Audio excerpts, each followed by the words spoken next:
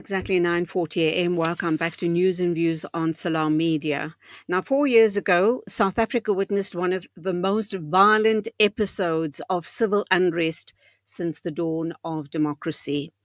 The July 2021 riots in some parts of KwaZulu-Natal and Gauteng left more than 300 people dead, caused an estimated 50 billion rands in economic damage, and exposed deep cracks in the country's security apparatus. So, let's talk about 4 years on and those people who are directly in the line of fire. Where are they at now, and how have they managed to pick up the pieces, if at all, and move forward?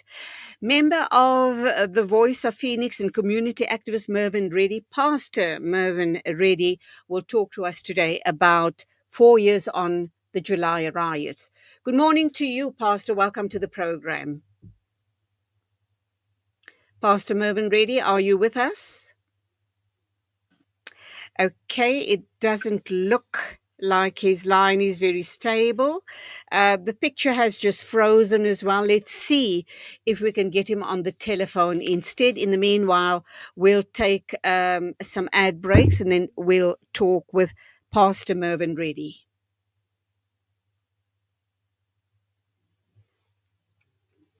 In order to buy groceries, etc., there was no shops in Lens. He used to cycle to Midway because that's where there were some shops, buy his things for the family, the extended family, and then cycle back. But by the mid sort of 1960s, I think more people had started coming in. They established the schools, and then it behoved really some one or two wealthier people to start setting up a few shops. That was Lens. Nothing in the way of sporting facilities. All that came much later. I think we made a life out of it. And today, we have so many mosques, temples, churches, all built by the community. Author and former member of the Executive Council for Roads and Transport in the Gauteng Provincial Government. And that, of course, is you, Dr. Ismail Vadi. Salam Media, a global voice for humanity.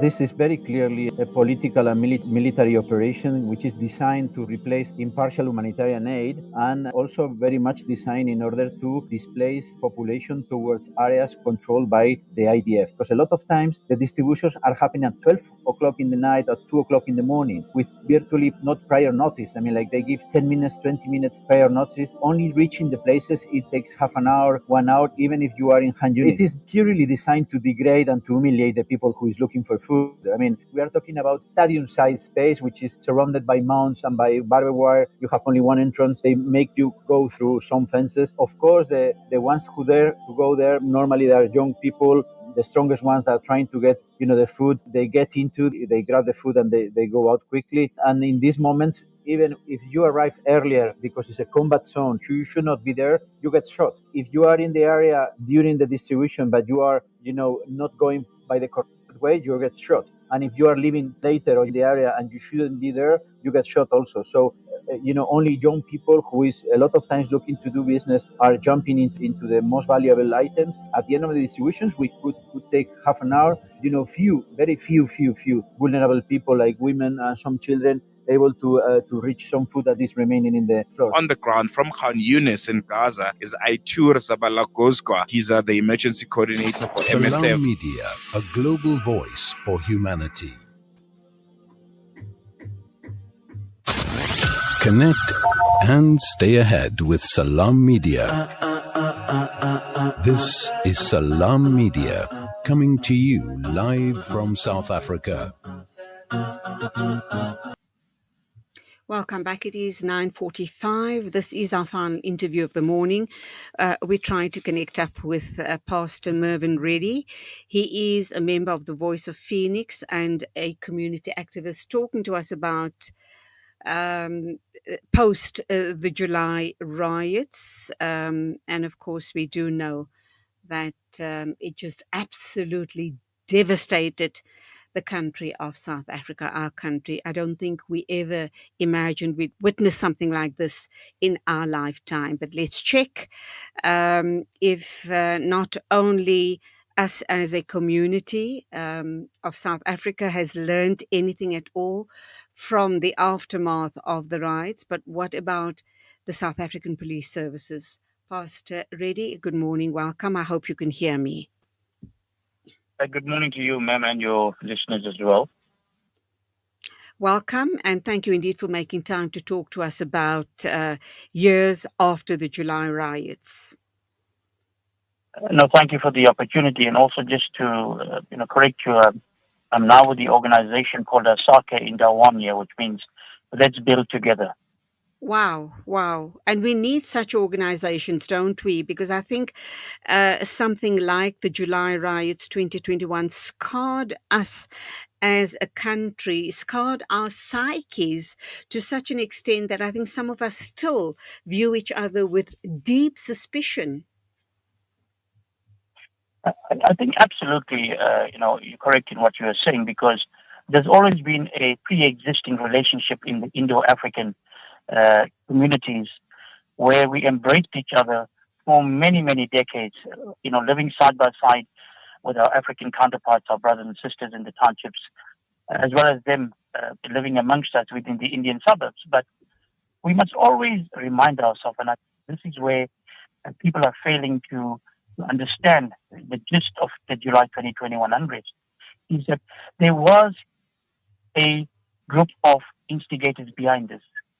And their sole purpose was to destabilize communities, to loot, and to find whatever way they can to bring down the government of the day. And that is something that we must never deny, because nobody wakes up one morning, a Monday morning, at 7 a.m. and experiences what happened in Phoenix and the other areas surrounding Phoenix when it came to the July unrest. Nobody was prepared. Nobody was pre-warned. People got up early in the morning, listening to gunshots, fires, crowds going into industrial areas, businesses, looting shopping malls.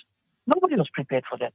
But the instigators and the people that prepared for this knew exactly the outcome that it was going to impact on society and on business.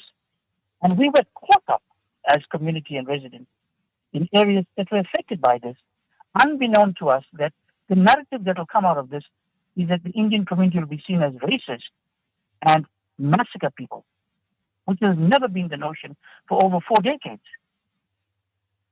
So, Pastor, 4 years on, what is the sentiments of the people in Phoenix? We do know a couple of lives were lost there. We also know that a few residents of Phoenix tried to protect themselves by shooting at the criminal elements that arose out of this unrest. It was purely criminal. Let's call it out for what it was. It was lots of people jumped onto the criminal bandwagon, and there's no denying the fact that it was meant to destabilize the government, the current government, the ruling party at the time, 2021.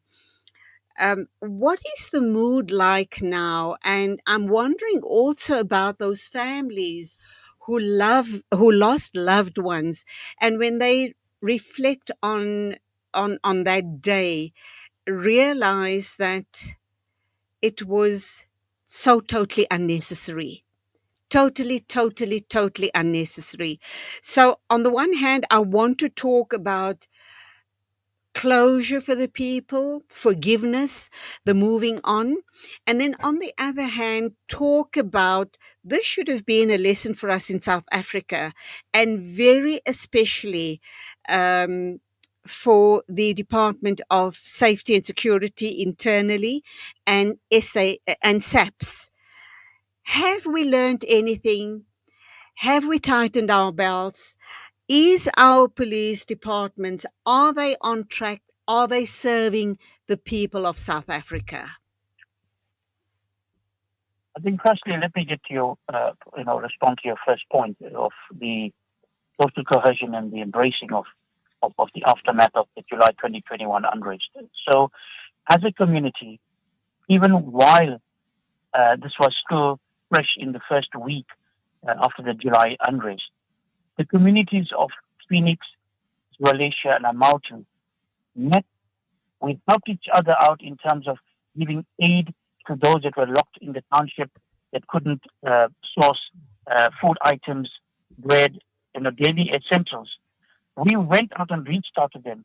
Organizations such as the Al Imdad Foundation and Gift of the Givers and various organizations partnered with us in Phoenix. And we reached out to these communities because everything in the townships was destroyed. Everything around them was destroyed. The only shopping center that they could access was the Phoenix Plaza, which was protected by the residents of the community. And we allowed those residents from the surrounding township to come into Phoenix, to come and purchase at our shopping malls. We tutored them. We protected them. I personally went in and picked up the delegation from Wallachia. I brought them out with my vehicle so that we could discuss all the solutions and resolutions in a boardroom, which we did very successfully. We embraced each other to a stage where we realized that there was a group of perpetrators that deliberately instigated this to create the divisions and racial tension that came about in the July 2021 unrest. But having said that, Phoenix allowed the normality of everything that happened around them back to society. The people that were employed from Zolisha, Mauti, Bamba, and those areas came back to take up their jobs and work in Phoenix and areas that were predominantly Indian, where problems were experienced. Yes, we understand. Lives were lost on both sides, on the Indian side and on our African brother side. But the healing that started there and still continues up to today, it's going to be a process that will be with us for many years to come in terms of them commemorating the July 2021 unrest. So as a community, we have no animosity, we have no unforgiveness towards what happened, because we cannot blame what happened on people that were merely forced into this by intelligent people that formed a force to destabilize communities and destabilize the country. So we decided that continue having the engagements with the residents of our surrounding townships. We have religious meetings.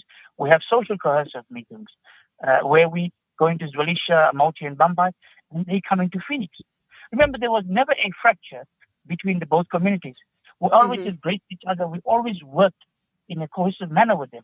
It was one incident that created the divide and created the narrative of racial tension, and that was the 12th of July, 2021. Let's talk about how, at the time, South African police services failed South Africa as a whole. Do you think that they were part of the plot to destabilize, or were they too afraid to get involved? Well, at that time, I was the chairman of the Sector 5 CPF, and we engaged on that morning. Like I said, nobody was prepared for what met us that morning at 7 a.m. I was at the front line with SAPS.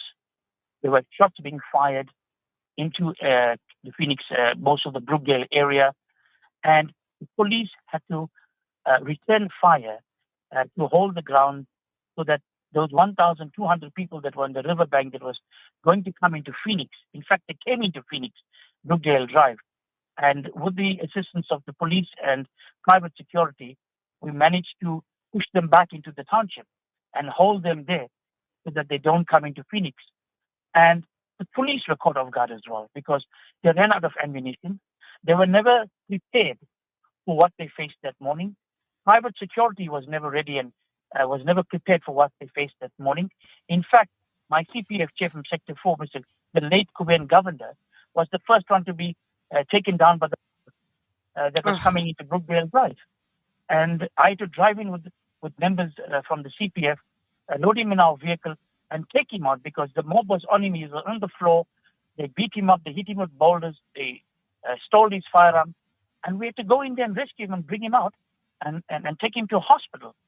So nobody, not even the South African police, were prepared for what everybody got up that Monday morning to.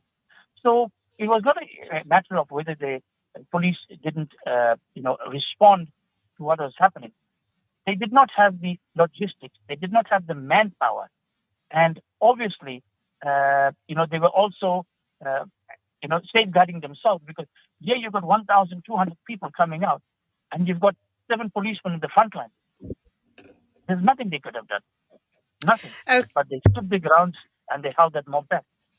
Okay, I just want to make a statement regarding your defense of the South African police. And a research associate at the University of Johannesburg and crime expert Calvin Rafadi agrees that the violence was orchestrated, as you have indicated as well. And he goes on to say the scale and coordination overwhelmed law enforcement. Our crime intelligence and state security services were caught off guard, exactly what you said as well. These provinces were targeted for their large populations and high unemployment and drug use rates. He also goes on to say, he noted, this created fertile ground for opportunistic looting and many residents seizing the chance to benefit from the chaos. So having said that, here we get some expert insights by a research fellow. Where are we now? Do you believe that the mayhem, the utter destruction of lives, communities, and relationships, do you believe 4 years on is, in the past 4 years, people from both sides have started talking, have started working together, have started understanding that this country belongs to all of us and it's in our best interest to work in uplifting our communities and our people as a whole? I think you're absolutely right. And that is the path that I believe each and every South African should take, irrespective of the race, color, or creed, or religion. In that South Africa does belong to all that live in it. And we must learn to embrace each other. Therefore, when we decided on a name, Asake, Ingawonye, means let's build together. It will take each and every South African to bring this country to where they want this country to be, if we work together and build a fair, a free, a just, and beautiful South Africa. It has to take everybody. We cannot sometimes be reliant on the police or law enforcement. We cannot be reliant on government, because we know where government is heading and in the direction they're heading. And we as citizens need to take ownership of this beautiful country that we live in and come together, join forces, and build a society that we want to see our kids growing up in and our grandchildren growing up in. And like I said to somebody yesterday, I cannot expect a person from Chatsworth to come and assist to clean up Phoenix when we have people that are capable, who live in Phoenix, that can come out and join hands and build our community that we live in. So, I must also be honest that we have a lot of people that are selfish out there, that think only of themselves and what they can benefit from and what they will do only for themselves, leaving aside the people that are marginalized. Now, if we continue with that mentality, we are not going to get anywhere in society. We're never going to build the right society. It'll be always one-sided. But the moment we come out and speak and get involved and join hands with the like-minded people, then obviously we will be heading in the right direction. And I must stress also that government has failed this country. In the 30 years of democracy, government has failed its people. And I'll tell you why. Because government promised the people democracy. I, for one, spoke at a conference, at an ANC conference many years ago, where I said I'd like to see Phoenix being resonated in areas like Amoti, Zwelitsha, and Bambai, where they will have proper infrastructure, proper roads, proper schools, proper clinics, hospitals. Now, government has failed to deliver to the democratic people that put them into power by continuing to allow them to live in shacks, in informal settlement. There should be no informal settlement 30 years after democracy. And like it says, the fish rots from its head. And if Absolutely. the leader of this country is righteous and upright, and if he has a heart and compassion to feel for the people, then we'll be heading in the right direction. But you put your people there, you've left them there, because the one statement that's come out of conferences is that if we deliver everything to the people overnight, they will stop voting for us. So you're using them as a voting fodder, and you give them a little bit of the change every 5 years so that they come back and vote for you again.